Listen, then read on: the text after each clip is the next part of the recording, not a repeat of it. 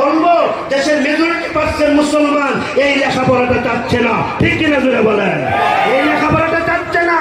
একজন BCS pass একজন master সে নাচবে, সে নাচানাচি করবে, একজন মহিলা সে নাচানাচি করবে না।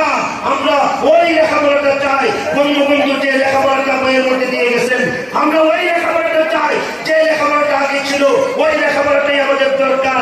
এই ব্যাংকের লেখাপড়া, আলুর বক্তার লেখাপড়া, এগুলো আমাদের বোর্ডের আমরাই শিখাইতে পারি। কথা বলেন ঠিক কিনা?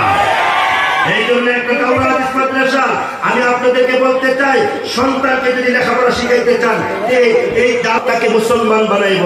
আল্লাহ তাআলা এই কথাগুলা সবাই বোঝার তৌফিক দান করে জোরে করে আমিন।